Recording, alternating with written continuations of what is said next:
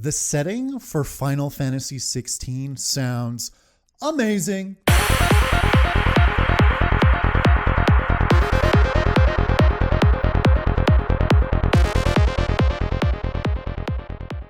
Who knows how Final Fantasy XVI will turn out as a game itself, but man, oh man, the setting for this game sounds incredible.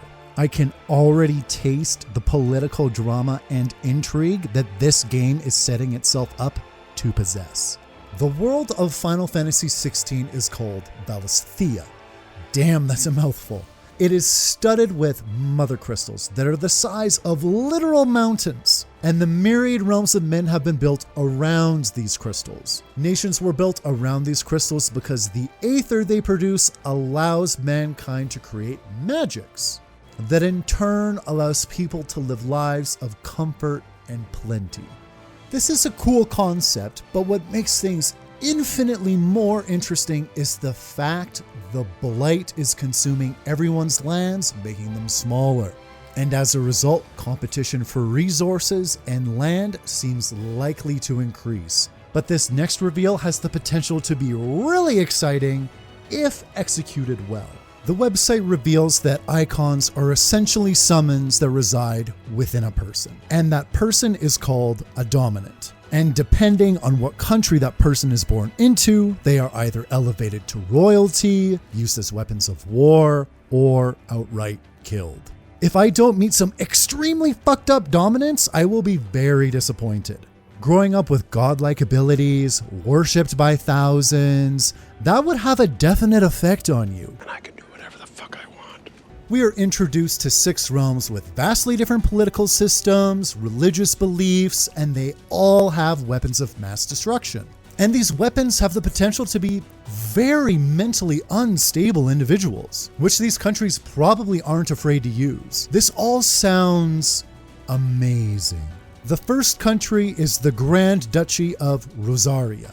This is the country that all 3 main characters introduced in the update are from. More on them later. The Grand Duchy of Rosaria is a coalition of smaller states that decided to unite in the hope of greater strength and prosperity. Miracle!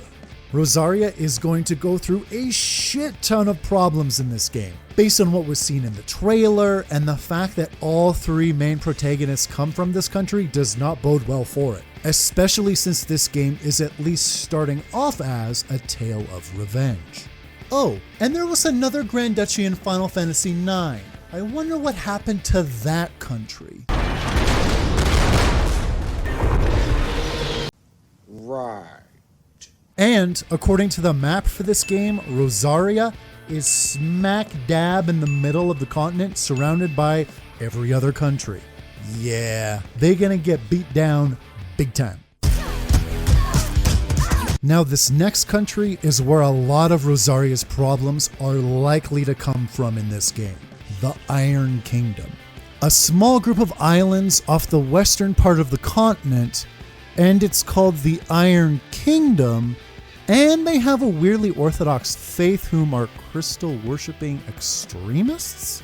I'm not the only one who thought of the Ironborn, right? And these guys sound like they're probably just as big a group of pricks as they were. According to the website, Rosaria and the Iron Kingdom seek to use the power of the same crystal that is seemingly within the Iron Kingdom's domain on one of their islands. It sounds like conflict is a brewing. And since this crystal is responsible for Phoenix, I'm guessing that Ifrit possibly came from here as well? It says that the dominants of the Iron Kingdom are executed, but maybe there was a political shift. Or imagine this. They are total hypocrites and don't practice what they preach and keep a dominant or 2 in secret.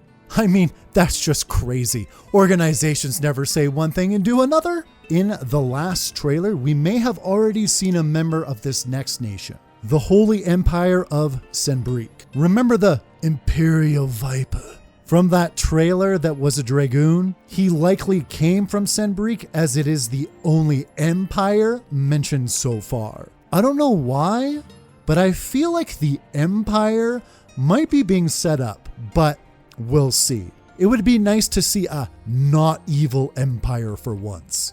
Senbreak is the largest theocratic force in Valisthea. Okay, this is another reason I don't want them to be the bad guys. The nation is an empire and it's religious. It is screaming, looky here, I'm a bad guy country. I would love to have my expectations subverted in this case because it looks so obvious to me. The Empire's dominant also serves as this champion in war. But is this a willing champion? Time will tell.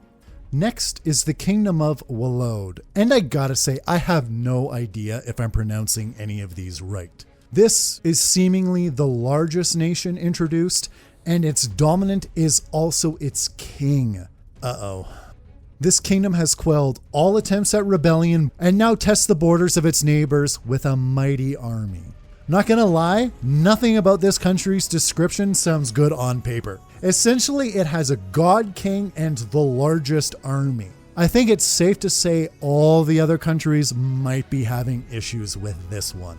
The next country mentioned is the Dhalmekian Republic, located to Rosaria's south, and its icon, Titan, which is a special advisor to the country's parliament. And we know from the trailer that they are indeed at war post-time skip, as their icon Titan can be seen fighting Shiva, whom as of now we have no idea what country Shiva belongs to.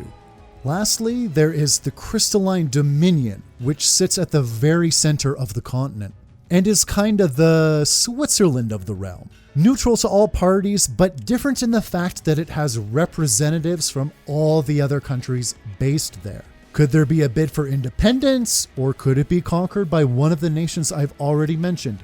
Who knows? But it seems all crystals produce an icon, and therefore a dominant. So where is the dominant of this crystal? When you combine these countries' vastly different political systems, religious beliefs, and icons with the blight that is shrinking their territory, it becomes an absolute powder keg of a situation waiting to explode.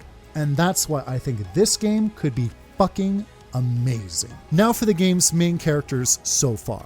The main protagonist has a name now, and it's Clive Rossfield, the firstborn son of the Archduke of Rosaria. Clive is a badass name for a Final Fantasy protagonist. Based off of his description, Clive sounds like a selfless person, dedicating his life to the protection of his younger brother Joshua, whom was chosen to be Phoenix's dominant over him.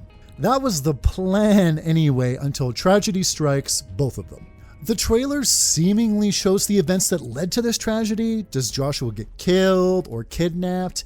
It can't be said at this moment. But obviously we can say that this story will start out as a revenge plot that will likely evolve into dealing with the larger societal problem of reliance on crystals. In regards to Joshua, in summary, he feels unworthy of his role and has a bit of a self-esteem issue. But he is kind-hearted, treats people well, and idolizes his big brother Clive. And like his brother, gets swept up in a series of tragic events. The last character we are introduced to is Jill. She was born in the fallen Northern Territories. I'm going out on a limb here, but I'm guessing the blight consumed her homeland, especially if these dark patches on the world map are indeed blighted territories. And though she started as a ward of Rosaria in order to secure peace between Rosaria and her homeland, she was raised as one of the family. Duh. All in all, the characters sound interesting, but nothing too crazy in terms of information divulged so far. But having said that, I have a lot of faith in the development team behind Final Fantasy XVI. I have been playing Final Fantasy XIV for years now, and I find the setup necessary for an excellent political drama is in abundance here. Are you all excited by the storytelling possibilities set up by this game's setting? Let me know in the comments, and if you like this type of content, let me know that too. Thanks as always for joining me for another game break. See you later.